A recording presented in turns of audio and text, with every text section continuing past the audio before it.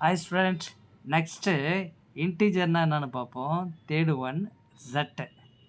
அது என்னென்னு பார்ப்போம். ஃபஸ்ட்டு இப்போ பார்த்துருவோம்.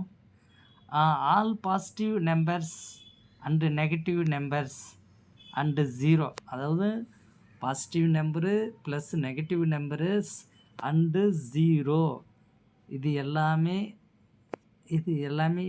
என்னென்னு சொல்கிறாங்க, இன்டீஜர்னு சொல்கிறாங்க. It is denoted by capital Z. Example வந்து பாருங்கள், நான் எழுதியிருக்கேன் பாருங்கள்.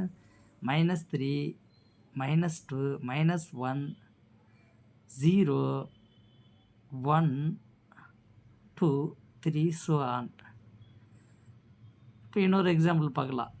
இப்போ -10, -9, -8, -7, -6, -5, -4, -3, -2, -1, அப்புறம் 0, அடுத்தது +1, +2, +3, +4, +5, +6, +7, +8, +9, +10. இது எல்லாமே என்னது, இன்டீஜர் தான். நல்லா புரிஞ்சுங்க. பாசிட்டிவ் நம்பர் இருக்கணும், ஒரு நெகட்டிவ் நம்பர் இருக்கும், 0 வரணும். புரியுதா? இதுக்கு பேர் தான் இன்டீஜர்ஸ்னு அர்த்தம். கொஸ்டின் பாருங்கள். நெக்ஸ்ட் கொஸ்டின் பார்ப்போம். ஃபஸ்ட் கொஸ்டின், ரைட் 3 நெகட்டிவ் இன்டீஜர்ஸ்னு கேட்டிருக்காங்க. ஆன்சர் பாரு. Right 3 negative integers, -1, -2, -7. வேறு எக்ஸாம்பிள் கூட சொல்லலாம். -3, -9, -13. இதுவும் ஒன்று நெகட்டிவ் நம்பர்ஸ் தான்.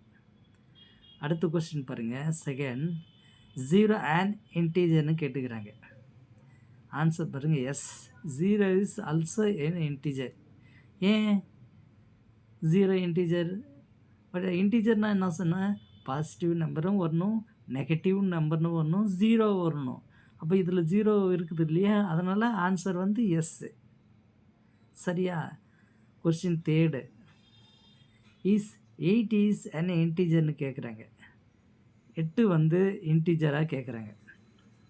S, 8 is and integer. புரியுதா? இது பாசிட்டிவ் இன்டீஜர். மைனஸ் வந்துச்சுன்னா negative integer. Okay, thank you. See you on next video.